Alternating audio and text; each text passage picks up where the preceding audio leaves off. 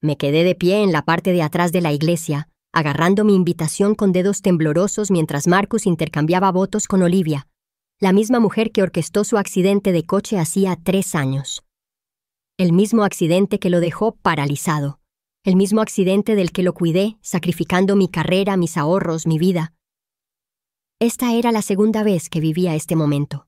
La primera me derrumbé en lágrimas. Esta vez, sonreí. Porque en esta vida sabía exactamente lo que Olivia ya había hecho y tenía pruebas escondidas en mi bolso que los destruirían a ambos cuando llegara el momento adecuado. El pastor preguntó si alguien se oponía. Todavía no, pensé, no hasta que sufrieran como yo. 3 días después de la boda, mientras veía las redes sociales de Marcus llenas de fotos de su luna de miel, recordé los agotadores meses en el hospital tras su accidente, las máquinas que pitaban, el olor al antiséptico que se me pegó en la ropa durante años, el frío de su mano en la mía cuando los médicos dijeron que quizá no volvería a caminar. Recordé a su madre diciendo que era una santa por quedarme con él, sin saber que su hijo me desecharía en cuanto pudiera valerse por sí mismo. El amargo sabor del café de la máquina expendedora del hospital todavía me atormentaba, pero esta vez había estado recopilando pruebas de la participación de Olivia en el accidente desde mi renacimiento hacía 2 años. Durante su luna de miel en Bali, visité a la madre de Marcus con el pretexto de devolverle sus viejas pertenencias. La frágil mujer me recibió con los brazos abiertos. Nunca entendió por qué su hijo dejó a una novia tan devota.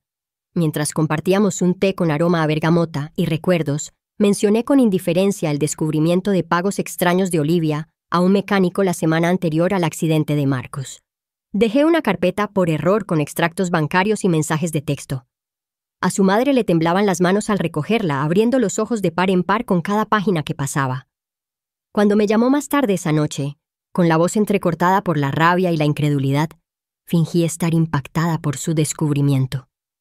Daniel, el mejor amigo de Marcus desde la infancia, se reunió conmigo para tomar algo en nuestro antiguo lugar de reunión. Un bar con luces de neón que teñían a todos de tonos azules y rojos. Estaba enojado, confundido por las pruebas que la madre de Marcus le había compartido. «Eso no puede ser verdad», insistió, mientras el hielo de su whisky tintineaba mientras su mano temblaba. El bajo de la música me golpeaba el pecho al revelar la última pieza. La grabación de voz de Olivia prometiéndole al mecánico más dinero si se aseguraba de que los conductos de freno estuvieran completamente destrozados. El rostro de Daniel palideció al comprender. «¿Qué hacemos?», preguntó. Me encogí de hombros con inocencia. «Nada, ya están casados, no nos corresponde». Pero yo sabía exactamente lo que Daniel haría con esa información. Exactamente lo que hizo en mi primera vida cuando descubrió la verdad demasiado tarde. Mientras compraba, mi teléfono se llenó de notificaciones. Las fuertes luces fluorescentes del supermercado me hicieron entrecerrar los ojos al leer los titulares. Marcus había acortado su luna de miel y regresaba a casa con problemas personales. El aire frío de la sección refrigerada me puso la piel de gallina mientras revisaba frenéticamente los mensajes de texto de amigos en común. Nadie conocía la historia completa aún, pero el nombre de Olivia se susurraba junto con palabras como investigación y cargos penales.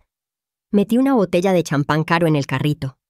No para celebrar, todavía no, sino para ahorrar para cuando se hiciera justicia. La verdad sobre la nueva novia de Marcus emergió lentamente. No era solo su ex antes del accidente. Era la mujer que no pudo soportar su incipiente éxito como arquitecto cuando salieron en la universidad. Su estrella en ascenso amenazaba con eclipsar su carrera como modelo. Recordé la noche antes de mi renacimiento, cuando una Olivia moribunda confesó en mi puerta que había ordenado manipular los frenos para asustarlo, sin pretender el choque que lo dejó paralizado. El olor de su perfume caro mezclado con el aroma metálico de la sangre permaneció vívido en mi memoria. Una confesión que llegó demasiado tarde en mi primera vida, después de que Marcus ya hubiera fallecido por complicaciones de sus heridas, después de que yo ya hubiera desperdiciado años cuidando a un hombre que me abandonó. Mi propia hermana, Rebeca, entró en la historia como una supuesta aliada. Traía guisos que llenaban mi apartamento con el reconfortante aroma de su hogar. Me ofrecía un hombro para llorar. Sin embargo, conocía su juego. En mi primera vida me consolaba mientras le daba información a Olivia en secreto, con la esperanza de conseguir financiación para su negocio en crisis de la adinerada familia de Olivia. Esta vez, la observé atentamente sentada a la mesa de mi cocina, con la luz del sol a raudales a través de las persianas, creando dibujos de barrotes de prisión en su rostro preocupado. «Debería seguir adelante», sugirió, mientras se mordía las uñas como siempre hacía cuando mentía. Asentí en señal de acuerdo mientras mi teléfono grababa silenciosamente cada una de sus palabras. El Dr. James Chen, el fisioterapeuta que ayudó a Marcus a recuperar la movilidad, se mostró preocupado por mi bienestar. La infusión que traía a nuestras charlas amistosas olía a limoncillo y engaño. En mi vida pasada, descubrí demasiado tarde que había mantenido una relación romántica con Olivia desde antes del accidente, otra causa de mi sufrimiento. Esta vez, cuando posó su mano sobre la mía con compasión, no me inmuté. En cambio, le di información errónea cuidadosamente elaborada, mientras llevaba puesta la pulsera que albergaba mi grabadora. El hombre al que una vez amé lo suficiente como para sacrificarlo todo se reveló de nuevo. Cuando me llamó, con la voz tensa por la ira, exigiendo saber por qué estaba difundiendo mentiras sobre su esposa, la frialdad familiar volvió a invadir mi corazón. Incluso con la creciente evidencia, prefirió creer las lágrimas de Olivia antes que los hechos. El atardecer se tiñó de naranja a través de la ventana de mi apartamento, mientras amenazaba con emprender acciones legales si continuaba con esta venganza. No dije nada sobre las pruebas adicionales que poseía, ni sobre los testimonios que había recopilado del mecánico, quien ahora estaba dispuesto a confesar. Simplemente le deseé felicidad en su matrimonio y colgué, sabiendo que las semillas de la duda ya estaban creciendo, igual que antes. La madre de Olivia, Vivian, la experta en sociedad que nunca aprobó la relación de su hija con Marcus hasta que éste alcanzó el éxito, se me acercó en el supermercado. El intenso aroma de su perfume de gardenia me hizo llorar mientras me acorralaba entre los expositores de frutas y verduras. Su pulsera de diamantes reflejó la luz mientras alternaba entre amenazas veladas y ofertas de sobornos y dejaba de tonterías. La firmeza de las manzanas que agarraba me tranquilizó mientras fingía confusión, interpretando el papel de la ex desconsolada que no tenía ni idea de lo que decía. Mientras se marchaba furiosa con el repiqueteo de sus caros tacones resonando en el suelo de baldosas, añadí sus amenazas grabadas a mi creciente colección. 3 semanas después de su luna de miel truncada, Marcus y Olivia volvieron a aparecer en redes sociales, presentando un frente unido en una gala benéfica. Su estudio de arquitectura anunció que su diseño había sido seleccionado para un importante proyecto urbanístico en el centro. Las fotos lo mostraban de pie con un bastón, resultado de mis dedicadas sesiones de fisioterapia, mientras Olivia sonreía radiante a su lado con un vestido que costaba más que mi salario anual. Rebecca me llamó para decirme que debería ver lo felices que se ven y me sugirió que volviera a salir con alguien. El amargo sabor de la traición me era familiar cuando acepté amablemente mientras enviaba la declaración jurada del mecánico a la fiscalía. Mientras celebraban su victoria, visité el centro de rehabilitación donde pasé incontables horas ayudando a Marcus a recuperar fuerzas. El familiar olor a antiséptico y sudor me trajo recuerdos de mi agotamiento, mi devoción, mi insensatez. Las mismas enfermeras que presenciaron mi dedicación me recibieron con cariño, sin saber que estaba recopilando declaraciones juradas sobre las miles de horas que pasé allí mientras Olivia no aparecía por ningún lado. El peso de los documentos legales en mi bolso se sentía como una armadura mientras sonreía y compartía galletas que había horneado con el personal que una vez se maravilló la milagrosa recuperación de Marcus. En la mesa de mi cocina, con la lluvia repiqueteando contra las ventanas y el aroma a café recién hecho impregnando el aire, finalmente envié el correo electrónico. Adjunto registros bancarios, declaraciones de testigos, facturas médicas que pagué, y fotos con fecha y hora que mostraban mi presencia constante durante la recuperación de Marcus, junto con la ausencia de Olivia hasta que su pronóstico mejoró. Envié copias a Marcus, a su bufete de abogados, al comité de arquitectura que acababa de adjudicarle el proyecto y a algunos periodistas que cubrieron su inspiradora historia de regreso. Mi dedo se posó sobre el botón de envío solo un instante antes de presionarlo, sintiendo pura calma mientras tomaba otro sorbo de mi café, perfectamente amargo. El premio de arquitectura fue revocado públicamente a la espera de una investigación por cuestiones éticas. Las noticias de la mañana sonaban de fondo mientras regaba mis prósperas plantas de interior, plantas que sobrevivieron a mi ausencia durante los años que pasé junto a la cama de Marcus. Los buitres de los medios se abalanzaron sobre su vida perfecta, cuestionando la cronología de su relación e investigando el paradero de Olivia durante la recuperación de Marcus. Cuando mi teléfono empezó a sonar, con el nombre de Marcus parpadeando en la pantalla, lo silencié y seguí preparando el desayuno. El crepitar de los huevos en la sartén ahogaba los pensamientos sobre su pánico. Llegaron sin avisar a la puerta de mi apartamento. Marcus se apoyaba pesadamente en su bastón, aún lo necesitaba cuando estaba estresado, un detalle de su recuperación que solo yo sabría, y el maquillaje de Olivia no lograba ocultar sus ojos hinchados. El pasillo olía al miedo de Olivia y a la confusión de Marcus mientras los invité a pasar con calma. «Por favor, diles que estuvimos juntos durante mi recuperación», suplicó Marcus, repitiendo claramente la mentira que Olivia había inventado. «Dile que ella también estuvo allí». La luz de la tarde captó la desesperación en sus ojos mientras yo sacudía lentamente la cabeza y reproducía la grabación del testimonio de su madre sobre quién estuvo realmente junto a su cama de hospital durante 3 años. Cuando se fueron, las amenazas de Olivia resonaron en la escalera mientras Marcus permanecía en un silencio ominoso. Los abogados de la familia de Olivia presentaron una demanda por difamación en mi contra. La carta certificada llegó un martes soleado. El papel me pesaba de forma inusual. La última vez, esta táctica funcionó. No podía permitirme una representación legal adecuada. Y me retracté de mis acusaciones por miedo. Esta vez, estaba preparada. Llevaba meses pagando a un prestigioso bufete de abogados, reservando fondos de mi nueva carrera específicamente para este momento. El sillón de cuero de mi despacho crujió cuando me incliné para firmar la contrademanda, con la mano firme mientras autorizaba la entrega de todas mis pruebas al tribunal. Rebeca me tendió una emboscada en la cena de aniversario de nuestros padres. El aroma del asado típico de mi madre llenó el comedor cuando mi hermana lanzó su ataque.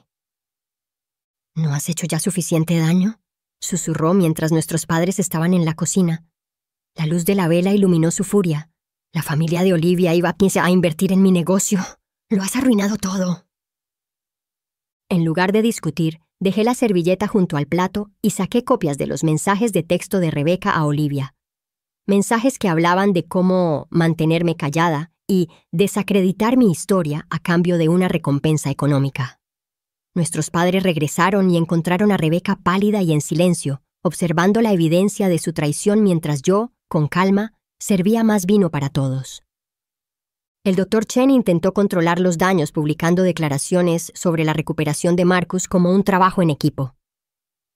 Los programas matutinos de entrevistas elogiaron la humildad del dedicado fisioterapeuta mientras yo enviaba pruebas de su relación romántica con Olivia a la Junta de Licencias Médicas. Sentí la satisfacción de tocar las teclas frías de mi portátil mientras presentaba la documentación de cómo falsificó los informes de progreso de Marcus para acelerar su alta. En contra de las recomendaciones médicas, una vez que Olivia decidió que lo quería de vuelta. La investigación por violación ética apareció en la sección de salud de los noticieros locales en cuestión de días. La voz del reportero se convirtió en ruido de fondo mientras me preparaba para mi entrevista de trabajo. Una postura que no podía aceptar antes porque estaba demasiado ocupada cuidando de Marcus. Cuando el mecánico finalmente testificó públicamente sobre quién le pagó para manipular los frenos de Marcus, ni siquiera estaba viendo las noticias. Estaba en la playa, con los pies hundidos en la arena tibia mientras las olas rompían rítmicamente contra la orilla. Mi teléfono vibraba constantemente con notificaciones que ignoraba para terminar mi novela, un lujo para el que nunca había tenido tiempo. Solo cuando el sol empezó a ponerse, tiñendo el océano de tonos naranjas y rosas, revisé las docenas de llamadas perdidas y mensajes expresando sorpresa, apoyo y disculpas por haber dudado de mí. La brisa salada me refrescó la cara mientras apagaba el teléfono, negándome a dejar que su crisis interrumpiera mi paz por más tiempo. Marcus apareció en mi trabajo, demacrado y destrozado. Las luces fluorescentes de la oficina resaltaban sus ojeras y el temblor en sus manos que regresaba cuando estaba bajo mucho estrés. Otro detalle que solo su cuidador reconocería. Mis compañeros lo miraron fijamente mientras se apoyaba en su única rodilla sana, suplicándome 5 minutos de mi tiempo. El cuero de mi nueva silla de oficina estaba fresco contra mi espalda mientras accedía a escucharlo en la sala de conferencias. No lo sabía, repetía con la voz entrecortada. Créeme, no sabía que ella había causado el accidente. El aire acondicionado me puso la piel de gallina mientras simplemente preguntaba, ¿habría importado si lo hicieras? Su silencio fue la única respuesta que necesitaba. Una nota deslizada por debajo de mi puerta contenía una sola línea. Detente ahora o necesitarás un cuidador propio. El papel temblaba en mis dedos, no de miedo, sino de ira. Esta táctica funcionó en mi vida anterior porque tenía algo que perder. Ahora, fotografié la nota, la añadí a mi archivo de pruebas y reforcé la seguridad de mi apartamento. Mientras me dormía con el lejano sonido del tráfico de la ciudad, me pregunté, ¿quién estaba tan desesperado como para amenazarme y qué revelaba esto sobre lo cerca que estaba de la verdad completa? Me le llegó un correo electrónico cifrado de alguien que decía ser el excompañero de piso de Olivia. El mensaje prometía pruebas de que Olivia ya había hecho esto antes, otro accidente provocado por un exnovio que amenazó con dejarla. Mi corazón se aceleró al verificar la identidad del remitente mediante el rastreo de redes sociales. ¿Podría haber otra víctima de la que no supiera nada? Y de ser así, ¿cómo podría esto cambiar todo el caso en su contra? Marcus fue trasladado de urgencia al hospital con síntomas similares a sus complicaciones anteriores. La noticia me llegó a través de amigos en común, junto con acusaciones de Olivia de que mi acoso provocó su recaída. Mientras conducía por las calles resbaladizas por la lluvia para confirmar su estado, una pregunta me rondaba la mente. ¿Se trataba de una auténtica emergencia médica o de otra táctica de manipulación mientras los muros legales se cerraban sobre ellos? El mecánico que accedió a testificar se quedó en silencio de repente. Su teléfono se desconectó. Su apartamento estaba vacío. Su familia afirmaba desconocer su paradero. La policía parecía indiferente mientras yo paseaba por mi apartamento, con el suelo crujiendo bajo mis pasos ansiosos. ¿Lo habrían sobornado? ¿Lo habrían amenazado? ¿O algo peor? Y sin su testimonio, ¿se derrumbaría el caso contra Olivia? Rebeca apareció en mi puerta tarde una noche, con el rímel corrido por sus mejillas y el olor a whisky en su aliento. «Hay algo más que no sabes», comenzó, con su voz apenas por encima de un susurro. Antes de que pudiera continuar, sonó su teléfono. El nombre de Olivia apareció en la pantalla. Lo silenció con manos temblorosas. Me miró con terror y preguntó, «¿Qué tal es tu sistema de seguridad?» ¿Qué verdad podría ser tan peligrosa como para asustar incluso a mi egoísta hermana? Durante una revisión rutinaria de pruebas, mi abogado descubrió inconsistencias en la cronología, momentos del día del accidente que no coincidían con mis recuerdos registrados. Sentía el portafolios de cuero pesado en mi regazo mientras observaba la cronología extendida ante mí. ¿Estás segura de que estabas en el trabajo cuando recibiste la llamada sobre su accidente?, preguntó, golpeando con una uña cuidada el formulario de admisión del hospital. Porque, según esto, ya figurabas como presente cuando ingresó. Un escalofrío me recorrió la espalda mientras luchaba por reconciliar la contradicción. ¿Hubo alguna parte de ese fatídico día que bloqueé por completo de mi memoria? Llegó un sobre sencillo que contenía solo una fotografía. Marcus y Olivia juntos en un restaurante, fechada 2 días antes de su accidente. Esto contradecía la versión oficial de que habían roto meses antes. Más inquietante fue lo que se capturó al fondo, mi hermana Rebeca en una mesa cercana, observándolos con claridad. Mientras sostenía el papel satinado bajo la lámpara, entrecerrando los ojos para ver los detalles, me asaltó la pregunta, ¿quién tomó esta foto y por qué enviármela ahora, apenas unos días antes del juicio? El descubrimiento se produjo durante los preparativos de la declaración. Mi abogado mencionó el fideicomiso de Marcus sin darle importancia, una herencia importante de su abuela que vencería por completo cuando cumpliera 35 años o al casarse, lo que ocurriera primero. De repente, los documentos me pesaban en las manos a medida que las piezas encajaban. ¿Cuándo exactamente cumplió 35? Pregunté, abriendo ya mi calendario. Mi abogado revisó sus notas. 3 meses después de la fecha programada de su boda, la boda que pospuso para cuidarlo después del accidente. La revelación me golpeó como un dolor físico. Marcus no solo me dejó por Olivia. Tenía una motivación financiera para mantener nuestra relación hasta después de su accidente y luego descartarme una vez que ya no necesitaba mis cuidados, pero antes de que pudiera establecerse cualquier reclamo legal sobre su herencia. Mientras organizaba fotos viejas como evidencia, encontré una tarjeta de memoria que creía perdida en mi vida anterior. Las imágenes parpadeaban en la pantalla de mi computadora. Fotos de la Facultad de Derecho, un pasado que abandoné para convertirme en la cuidadora de Marcus a tiempo completo. Entre ellas, una foto de graduación con mi antiguo profesor, ahora juez presidente del caso penal de Olivia. Perdimos contacto después de que dejé la escuela, pero el respeto en su mirada cuando me entregó mi premio académico de medio año era inconfundible. Había olvidado mi propio potencial, la carrera que sacrifiqué. Con dedos temblorosos marqué el número de mi abogado. No había ningún conflicto de intereses. El juez ni siquiera me recordaba. Pero darme cuenta de quién estaba destinado a ser antes de descarrilar mi vida me inundó de un nuevo propósito. Un investigador que contraté descubrió cuentas en el extranjero que conectaban el negocio familiar de Olivia con el estudio de arquitectura de Marcus, conexiones que se remontaban a antes del accidente. Los extractos bancarios esparcidos sobre mi mesa de centro revelaban un patrón de inversiones y sociedades que carecía de sentido a menos que llevaran años planeando una fusión de familias y fortunas. La luz del atardecer proyectaba largas sombras sobre las cifras incriminatorias mientras finalmente comprendí el alcance total de la manipulación. Mi presencia en la vida de Marcus había sido un obstáculo incómodo para sus planes dinásticos, uno que el accidente pretendía eliminar. En cambio, mi dedicación se convirtió en una complicación inesperada que debían superar. El Dr. Patel, el neurocirujano que atendió a Marcus, me contactó tras enterarse de la demanda. El pasillo del hospital resonaba con nuestros pasos mientras me conducía a una consulta privada, explicándome que algo le preocupaba desde hacía años. De un cajón cerrado con llave, sacó el historial médico original de Marcus, no las versiones depuradas que se publicaron durante el proceso de descubrimiento de pruebas.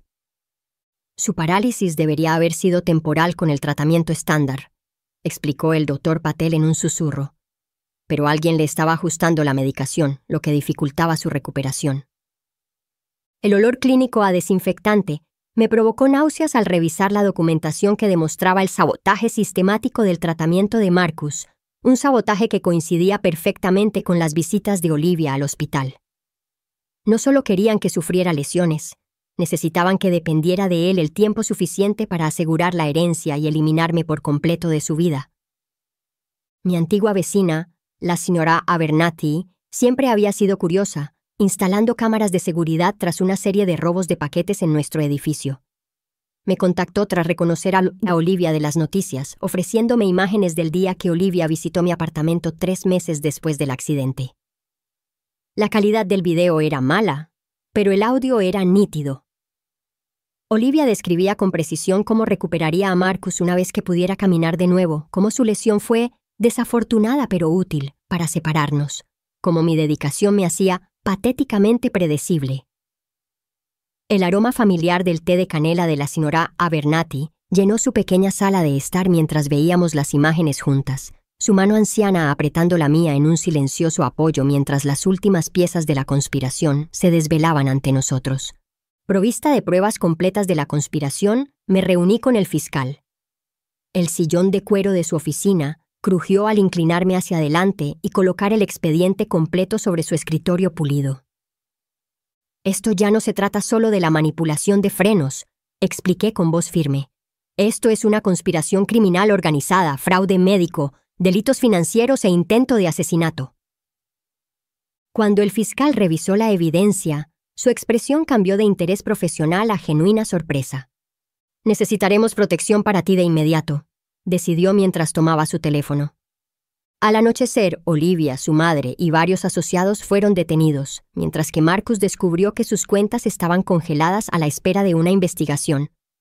La noticia se difundió por todos los canales locales mientras yo observaba desde la seguridad de una habitación de hotel proporcionada por el mismo sistema judicial que me falló en mi vida anterior. La crisis médica de Marcus resultó ser real, complicaciones inducidas por el estrés de sus lesiones originales. Por obligación ética, fui a su habitación del hospital a pesar de las objeciones de mi abogado. El olor a antiséptico me trajo recuerdos indeseados mientras permanecía en la puerta, viéndolo esforzarse por incorporarse en la misma cama donde una vez lo ayudé durante incontables horas. «Viniste», susurró tomando mi mano. El pitido constante de su monitor cardíaco llenó el silencio entre nosotros mientras permanecía fuera de su alcance. Su rostro se arrugó con genuino remordimiento. «Sé que no lo merezco, pero necesito tu ayuda de nuevo. Nadie entiende mi condición como tú». La madre de Marcus me interceptó en el estacionamiento del hospital, con el rostro envejecido y demacrado por la preocupación. El hormigón resonaba con sus pasos apresurados mientras me alcanzaba entre los coches aparcados. «Cometió errores terribles», reconoció, con el temblor de su voz a juego con el de sus manos. «Pero una vez lo amaste. Lo cuidaste cuando nadie más lo hizo». El sol poniente proyectaba largas sombras a través de las aberturas del garaje mientras ella continuaba. «Los fiscales serán indulgentes si les preguntas, si les dices que no participó en la planificación. Cuando me ofreció ceder una propiedad como compensación por mis años de servicio, la ilusión final se hizo añicos. Seguían sin verme como persona, solo como un cuidador con un precio. El equipo de defensa de Olivia solicitó una reunión. En una sala de conferencias con vistas al horizonte de la ciudad, presentaron una oferta de acuerdo que me brindaría seguridad financiera de por vida. Sentía la cartera de cuero resbaladiza en mis manos sudorosas mientras revisaba las cifras. Millones a cambio de un testimonio enmendado que reduciría los cargos contra Olivia y la obligaría a rendir cuentas. «Tendrías justicia y seguridad financiera», argumentó su abogado, mientras la luz de la tarde se reflejaba en su costoso reloj. «Todos ganan». Los ceros en el cheque parecieron desdibujarse ante mis ojos mientras recordaba haber contado centavos para poder comprar los suplementos de Marcus mientras Olivia estaba de vacaciones en Europa durante su recuperación. Mi hermana apareció en mi apartamento, aferrada a una caja de fotos antiguas empapada por la lluvia. El agua goteaba sobre mi felpudo de bienvenida mientras suplicaba reconciliación y prometía testificar sobre su participación en la conspiración. El olor a cartón mojado llenó la entrada mientras sollozaba. «Estaba celoso. Siempre fuiste el bueno, el inteligente.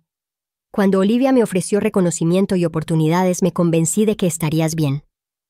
Su rímel corría por sus mejillas como lágrimas negras mientras agarraba mis manos. «Por favor, somos familia. Dime cómo arreglar esto». La sala del tribunal quedó en silencio mientras subía al estrado para mi testimonio final. La luz de la tarde se filtraba a través de los altos ventanales, iluminando las partículas de polvo que danzaban en el aire entre los acusados y yo.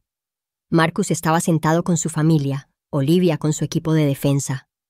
Ambos me observaban con expresiones desesperadas de esperanza, la esperanza de que les mostrara clemencia, minimizara su responsabilidad y les ofreciera un camino a la redención. El micrófono amplificó mi respiración pausada mientras el fiscal me preguntaba si tenía algo que añadir a mi testimonio. «No», dije simplemente, mirándolos a los ojos uno por uno. «Todo lo que he vivido, 2 veces ya, habla por sí solo». Cuando el abogado defensor me presionó sobre el perdón, sobre la caridad cristiana, sobre seguir adelante, mi respuesta fue la misma. Un no, sereno e inquebrantable. La simpleza de la negativa me hizo sentir libertad al bajar del estrado, ignorando sus miradas suplicantes al pasar sin mirar atrás. 2 años después de la conclusión del juicio, me encontraba en la terraza de mi pequeña cabaña, observando cómo el amanecer teñía de oro y rosa los picos lejanos. El aire fresco de la montaña me le llenaba los pulmones mientras saboreaba un café de una taza artesanal, un regalo del alfarero local a cuyas clases asistía semanalmente. Abajo, el pueblo del valle aún estaba envuelto en la niebla matutina, pareciendo más una pintura que un lugar real. Mi novela, inspirada pero no definida por mis experiencias, reposaba terminada sobre mi escritorio. El entusiasta correo electrónico de mi agente sobre el interés de la editorial podía esperar hasta después de mi ritual matutino de silencio y gratitud. Gratitud por esta segunda oportunidad de vivir sin la manipulación de otros. El aula universitaria quedó en silencio al concluir mi presentación sobre derecho de defensa del paciente. El proyector zumbaba suavemente de fondo mientras los estudiantes comenzaban a formular sus preguntas reflexivas. Mi título de abogado, obtenido en esta segunda vida sin interrupciones, colgaba en mi despacho junto con los premios por mi trabajo en la creación de una fundación que brindaba apoyo legal a cuidadores en situaciones de abuso. Cuando un estudiante me preguntó qué inspiraba mi enfoque especializado, solo compartí que creía que toda persona merecía protección contra quienes se aprovecharan de su compasión. La luz del atardecer se filtraba por las ventanas del aula, calentándome el rostro al sentir que este camino era el correcto. El camino que siempre había estado destinado. La celebración del 50º aniversario de nuestros padres trajo consigo una reconciliación inesperada. Rebeca y yo construimos una nueva relación cautelosa. No la confianza ciega de la infancia, sino algo más sincero. La fiesta en el jardín olía a rosas de mamá y a césped recién cortado mientras Rebeca me presentaba a su prometido, un terapeuta de mirada bondadosa que la ayudó a comprender sus propios patrones de celos y sabotaje. Cuando nerviosa me mostró las ecografías de la sobrina que conocería dentro de 4 meses, me sorprendí con una emoción genuina. Nos sentamos en el banco del jardín donde jugábamos de niñas, con las tablillas de madera cálidas bajo nuestras manos, y hablamos de nombres, colores para la habitación de los niños y sus esperanzas de que yo formara parte de la vida de su hija. Esperanzas que me sentí dispuesta a considerar. De vez en cuando me llegaban noticias de Marcus y Olivia. A él le redujeron la condena por cooperación, a ella le prolongaron la prisión por orquestar el crimen. Los pagos de la indemnización llegaban mensualmente, dinero que donaba íntegramente a la investigación de lesiones medulares. Cuando conocidos en común comentaban con incomodidad haber visto a Marcus trabajando en su puesto de servicio comunitario, no sentía ni satisfacción ni dolor, solo una tranquila constatación de que la justicia funcionaba como debía. Sentada en mi jardín, mientras las mariposas danzaban entre las flores que había plantado, me di cuenta de que ya no recordaba los aniversarios del accidente ni de la traición. Esas fechas habían perdido su importancia al llenar mi calendario con momentos de mi propia creación. En el 5º aniversario de mi renacimiento, abordé un avión para un viaje en solitario por países que antes solo soñaba con visitar. El avión zumbaba bajo mis pies mientras los paisajes costeros daban paso al océano abierto, con un azul infinito extendiéndose hasta el horizonte. El desconocido en el asiento de al lado me preguntó si viajaba por negocios o por placer. «La vida», respondí simplemente, sonriendo ante su expresión confusa. Mi diario se abrió en una página nueva a medida que la altitud aumentaba, y comencé a escribir no sobre el pasado que una vez me consumió, sino sobre los territorios desconocidos que se avecinaban, tanto geográficos como emocionales. La azafata Tané me ofreció champán al alcanzar la altitud de crucero. Acepté la copa, levantándola ligeramente en un brindis privado por la mujer en la que me había convertido, no definida por el cuidado ni la venganza, sino por la libertad de elegir mi propia historia cada día.